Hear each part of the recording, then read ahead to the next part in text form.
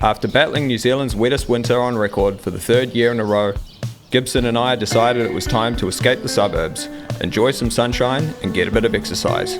So we packed our bags and made our way up the Whanganui River to a 52-hectare block of land called That Place, a mountain bike park and campground owned and operated by the Oskam family, just 20 minutes drive from town. We parked the bus outside the woolshed and tagged along with Tom Oskam and his trail dog Flo for the next 3 weeks as they prepared to reopen for the season, to experience the bikes, the hikes, the silent nights, and everything else on offer at That Place. Hi Tom. Hey How Ben. are you? I'm good, thank you, Ben. Thanks for having me. Thanks for being here. What's going on this week? What are we doing? So this week we are preparing the park to open, hopefully, if the weather's good. Buffing up the tracks, getting rid of a few little slips, riding it, making sure it all works, and just basically getting it ready for the general public. The weather's just being a real pain. When it's wet, it just means the tracks can't be ridden and they become too soft. The rain has caused a little bit of damage here and there, and it's always, sort of like a catch-up game to get it back up running nice and smooth. We had so much rain it pulled all the rocks and everything else from up above down onto this flat bit. So you can see like all this rock stuff never used to be here, and that was just one storm.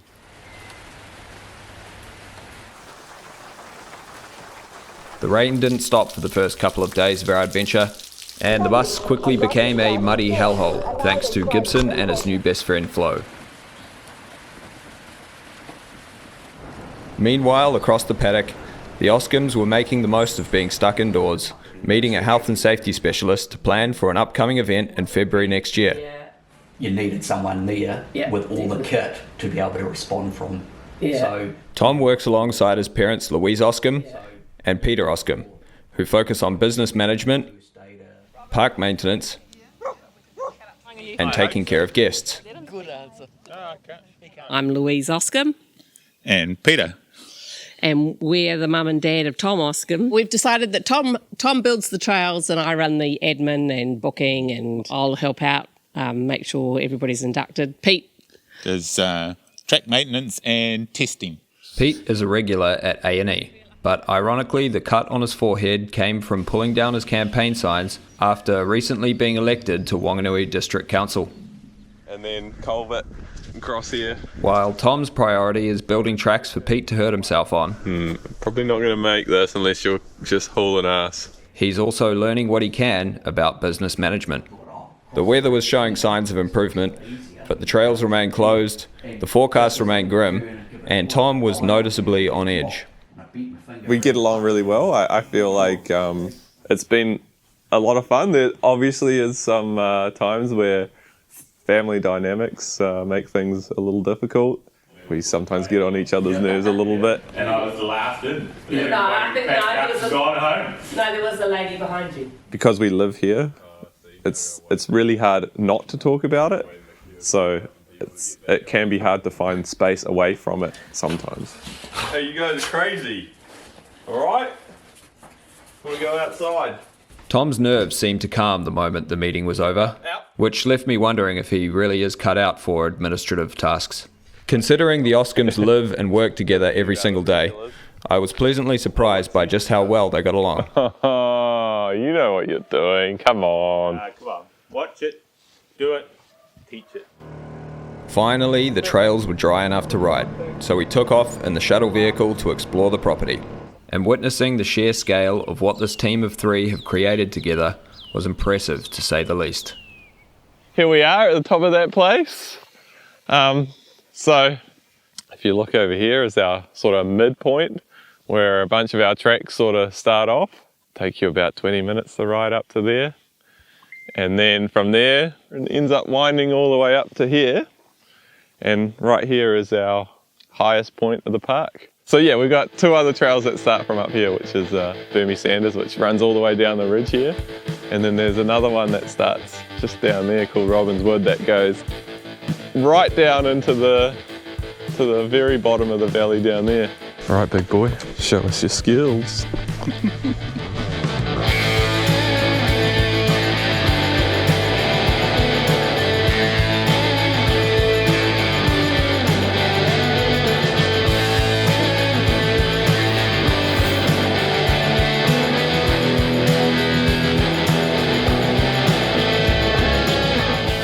trails were still slippery in places and littered with overhanging branches, but after a quick ride down the hill, Chief Trail Tester Pete gave the all clear and officially declared the park was ready for business. Today is the first day of the season. We're really proud that we've finally made it after a month of rain. Yeah. We've got Snow. And snow. We've got some riders that are regular turn-ups to come and enjoy the trail. We've had some new people turn up. Looking forward to a great season with lots of goings-on and lots of new people coming to our space and sharing it. Family thing for us. We're from Palmerston North, but we all come here, as much as we can, really. More about the kids having as much fun as they can and just getting away from everything. And, it's just primo. Love it. They've done incredibly well with what they've got. Tom, I don't know how he does it, to be honest. I've never ridden places that flow. Is probably the word you would use. As good as what they do. At the moment, we've got a range of trails, but we want to increase that and make it even more like accessible, but also even more extreme on both ends. Like really, just make it a more diverse park. We try to keep everything mostly rideable for most people. So even if there is a jump, you should be able to roll over it and not have to worry about having to jump the full thing. Hi, I'm Katie. I'm an under-19 rider based in Whanganui, and I'm going to be racing in Europe with Kiwi Mountain Bike Collective for the 2023 season. The trails at that place are pretty cool. They have a good range of all trails, from flowy, jumpy trails to technical trails in the natives. The awesome trails that he's building here, he's a really great trail builder. The whole family's in behind it, so Louise and Pete are here as well, running the shuttles up the hill. Awesome for Whanganui. It's an amazing facility, and people should be coming out here and using it. The opportunity to come and camp, I think, is one of the draw cards. That place, once you're here, you don't want to leave. You just want to chill out, hang out with the animals, jump in the river. We have a few paddocks that you can come and pitch a tent. We've got a few composting toilets and sort of working kitchen. We've got some barbecues where you can cook your food, and a sink where you can clean up, and a shower once you're done riding. After enjoying a nice hot shower, I was quickly reminded that it was not the right time of the year to be living outdoors. The rain had disappeared and so did the clouds, making the cold so unbearable that I was forced to create a makeshift kitchen inside the bus. I successfully assembled a curry, which kept me happy for 10 minutes, but living in a severely under-equipped motorhome with 2 wild dogs was taking its toll. While Gibson appeared to be having the time of his life, I was beginning to have serious doubts about our decision to leave the comfort of suburbia. But there was no time to feel sorry for myself. The weekend was over. See you later. The weather was less hostile than usual, and the Oskams were back on deck, preparing for what they hoped would be a busy Labour weekend. All right, what are we up to today, Tomo? We're going lopping. We've got a lot of spring growth happening with the trees, so we're just going to go chop off all the overhanging branches on the way up and on the way back down as we go walking up the hill. Chop, chop. It is 52 hectares of sort of like farmland that we're converting back into forest, basically. We've got a whole different variety of trees, sort of just like into a nice, like beautiful park, really, is what we're after. It's just a really awesome place to be. So the idea really is to hopefully return it all to native eventually, sort of restore it to the way it may have been. New Zealand native is one of the coolest places to ride. Definitely has its own feel about it. And so you've pretty much built all these tracks by yourself? Yep. I've had a bit of help from a few great friends that have come and helped out. It started with my dad actually asking me to build him a track during one Christmas holidays when I was back from overseas. Over the past 7 years, Tom has been working between New Zealand, Australia and Canada alongside some of the world's best trail builders, eventually bringing his international skill set back home to where it all started. I've always built trail, even when I was a young kid. It was just like most young riders. Later on, after I'd gone to uni, and none of the jobs that I had been doing were something I wanted to do, and I sort of fell into the job of trail building. I went back to Canada, sort of kept in touch with my dad, sort of talking about ideas of what we should do, and like maybe we should open it as a bike park. When COVID hit, And then I had a big amount of time to fill in. Felt like really was the best time to really see if we could really make it happen. And we convinced Mum it would be a good idea.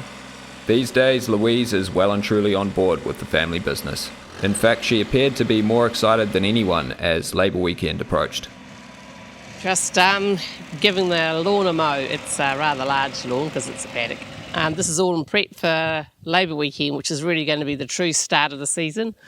It's been a bit of an on-again, off-again experience, and the grass is growing like nothing else. It's going to be goodie. We've got all sorts coming from as far away as Cambridge and Wellington, and I even think we've got a couple from Taranaki. So looking forward to it. It's just a business of getting it all tidied up, ready for them. Fingers crossed if the weather's good. We've been trying to open now for a few weeks. No, 3 weeks. So hopefully the weather plays game and we can finally open in a nice way.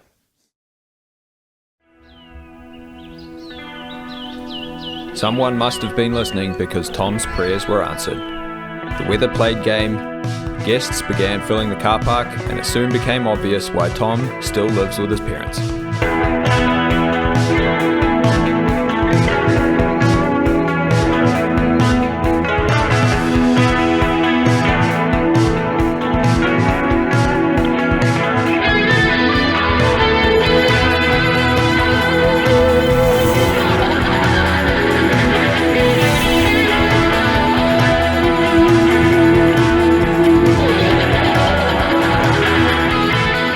I love it. I can go riding whenever I want, ride trails that I really love, and be in the serenity. When it's all going well and the weather's great, it really does feel like paradise. At the moment, we're just like, business is starting out, and it's more expenses than profit at the moment. So I think once it becomes more financially viable, I think I'll be able to sit here and feel like I am in paradise a little easier. The goal would be where there's enough people that it generates enough income to start to pay for me, and ideally start to pay some of the incredible trail builders that I have met around the world to come in and build something that they really would like to build. After surviving 3 weeks inside a giant chili bin, spring had finally arrived. Living next to the Whanganui River, showering outdoors and cooking dinner on a barbecue suddenly became a far more attractive living scenario. But alas, our 3-week-long adventure with the Oskams had come to an end. We just had our first really good weekend. All the stars sort of aligned, and hopefully we can sort of just keep the ball rolling from here. Pretty damn happy. Good vibes. We had a group of people that were dog trainers who came over, had dinner with us one night and had a good time with them. It was pretty awesome having all the dogs here. It's been a little rough up until now. Now that we've had a good weekend, it definitely reinforced that it can work. I think what we really need to work on is taking advantage of the good weekends when the weather is behaving. Thanks for being here, Ben. It's been a pleasure. I said goodbye to Tom, Gibson said goodbye to Flo, and we made our way back home to continue the daily grind, start saving for a new mountain bike, and begin preparing the bus for our next adventure, knowing that next time we get fed up with life in the big smoke, there's a little paradise waiting for us on the outskirts of town. Ben Carter, Local Focus.